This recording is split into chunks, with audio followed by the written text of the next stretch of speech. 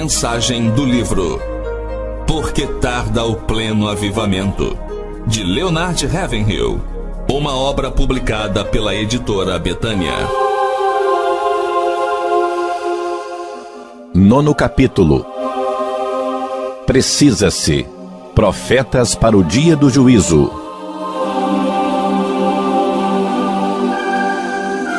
A cabeça de Paulo já está mesmo prestes a rolar. E daí? Então, diante de Agripa, esse destemido discípulo não tem medo, nem usa de meias medidas. Na verdade, ele não consegue ser falso em nenhuma situação, nem em nenhum lugar. A coragem física é uma forma pela qual um homem pode se distinguir. Mas a coragem moral, que não treme ante as opiniões dos outros, sejam eles quem forem, é outra coisa. Paulo possuía esses dois tipos de coragem, que fizeram dele um Daniel cristão numa cova de leões romana. Os homens poderão destruir o corpo de um profeta, mas nunca destruirão o profeta. Mas, como eu ia dizendo, quando Paulo se apresentou perante o rei Agripa, já estava com a cabeça prestes a rolar. Ciente de que já estavam bem perto dos pés daqueles que o sepultaram, ele prega com maior fervor, a ponto de aquele rei imoral gaguejar: "Por que me persuades a me fazer cristão?" E também Festo, que era um dos convidados, esquece as regras da boa educação e interrompe-o: "Estás louco, Paulo? As muitas letras te fazem delirar." Ao que o apóstolo responde: "Não estou louco, ó excelentíssimo Festo."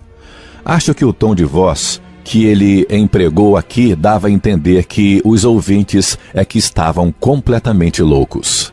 Mas diga-me, quando pregamos o evangelho hoje, alguém acha que estamos loucos? Pelo contrário, não podemos fazer pregações muito taxativas, não é mesmo? Não podemos fazer isso. Afinal, temos que pensar em nossa reputação, nas multidões que vêm ouvir-nos, nas ofertas que temos que levantar e nos tantos anos que já temos de ministério. Faz alguns anos, os metodistas realizaram uma convenção anual em Newcastle, na Inglaterra. E a conclusão a que chegaram é que, a despeito dos grandes esforços empreendidos nas campanhas de evangelismo em massa e da preservação dos conversos pelo trabalho de discipulado, a vela do evangelismo está quase apagada.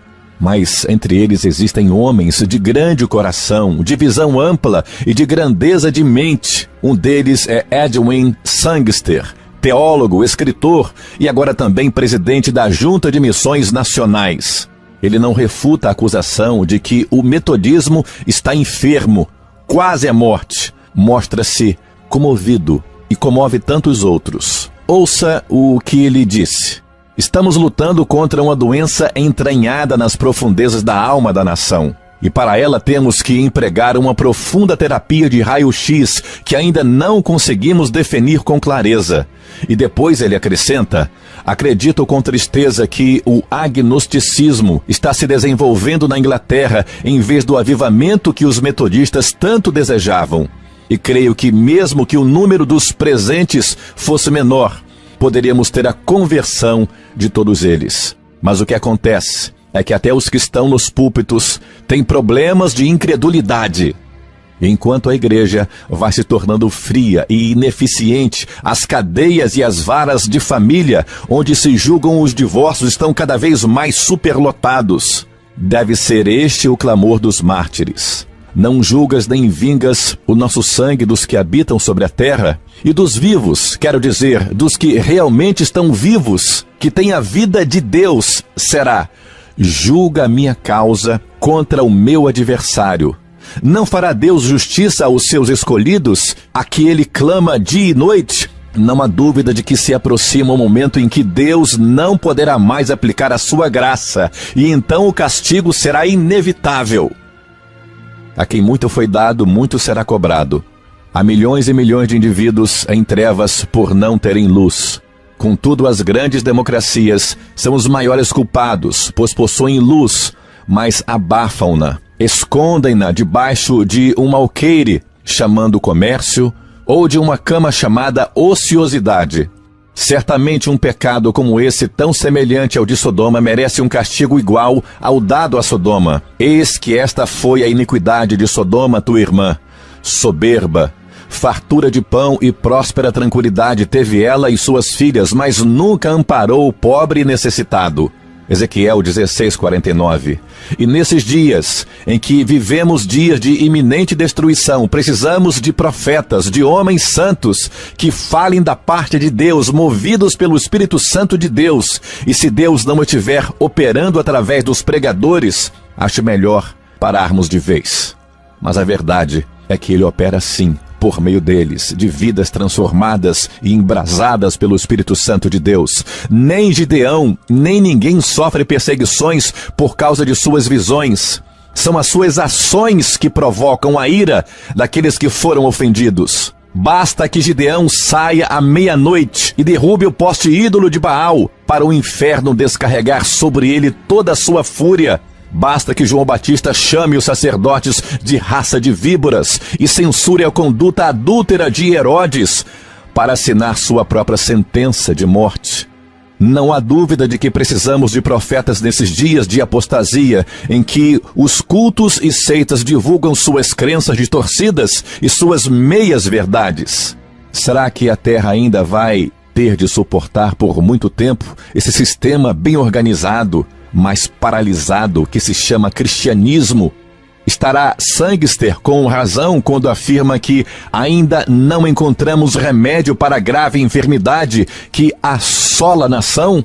Talvez seja mais correto dizer que estamos desprezando o velho método de proclamar o arrependimento, regeneração e santificação. Mas bem no fundo do meu coração, guardo comigo um consolo e quero partilhá-lo com os ouvintes. Quando ver aquele avivamento, nem que seja individual, prometido, proclamado por Deus através da sua palavra, direto dos céus, nós entenderemos que em minutos, em instantes, se desfará os males que o pernicioso modernismo levou anos e anos elaborando, e com sucesso. E quando soprar essa ventania do Espírito Santo, os enganosos doutores em divindades verão derrubar-se a casa que edificaram sobre a areia. As interpretações humanas da Bíblia, a mente da humanidade está doente e seu coração fraco. Pelo esquema montado pelos homens, estamos no fim da linha. Já está tudo pronto para a maior detonação de todas as épocas, que esmigalhará a terra com a destruição atômica, e o inferno se acha de boca escancarada para engolir os desejos que os iníquos modernistas ajuntaram quando venderam o sangue de Cristo por um prato de cozinhado vermelho, a chamada alta crítica. E o inferno se acha de boca escancarada para engolir os despojos que os iníquos modernistas ajuntaram quando venderam o sangue de Cristo. Desperta, braço do Senhor. Reveste-te de força. Chegou a hora de buscarmos o Senhor, o revestimento prometido. Em Atos, vivemos a era da condenação. Onde estão os homens de Deus? Um profeta pode operar milagres, mas precisa ter uma mensagem. O homem do mundo está confuso, indagando: Deus tem alguma mensagem para nós? É que ele sabe que ninguém mais tem uma mensagem coerente, bíblica, mas com poder.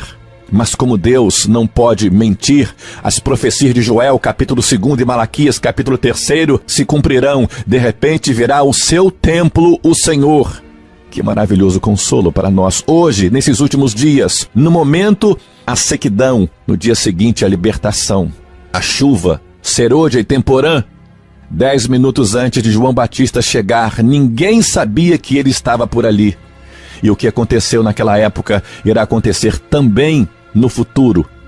Deus terá o controle total dos ouvidos, coração e vontade de um homem. E alguns que no momento estão passando despercebidos surgirão proclamando no poder do Espírito Santo as verdades encontradas na palavra de Deus e que são imutáveis. Suas palavras serão ardentes como metal líquido e Deus espera com grande paciência. Mas quando ele se erguer, quem pode suportar o dia da sua vinda? E quando o Espírito operar, pessoas que agora estão entregues ao pecado irão quebrantar-se e se arrepender. O Kremlin estremecerá quando souber da operação sobrenatural de Deus que estará ocorrendo na China. Que Deus suscite logo um avivamento na China, Rússia, Alemanha e outras nações que estão sendo queimadas com o fogo do comunismo. Primeiro porque esses povos precisam demais dele. Depois para que as nações livres se sintam enciumadas, como Jonas quando viu a população de Nínive se arrependendo. Para que o faraó cedesse foram necessárias 10 pragas. Depois disso, os israelitas foram conduzidos à vitória por Moisés, o profeta. Hoje estamos vendo outras 10 pragas, mais sinistras, eficazes e poderosas do que aquelas, pois afetam o mundo inteiro e não se acham confinadas apenas no Egito. E, no entanto, essas 10 pragas não lograram tocar o coração do homem moderno, mas o tornaram ainda mais ímpio. Será que não haverá aí um Moisés contemporâneo nosso?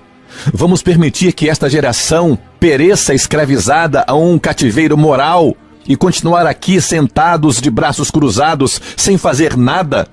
Será que vamos continuar sendo apenas espectadores que contemplam tudo como que hipnotizados, enquanto Lúcifer, Satanás, que já está com milhões de almas acorrentadas em sua carruagem infernal, vai levando muitas outras pelo caminho largo para as trevas eternas?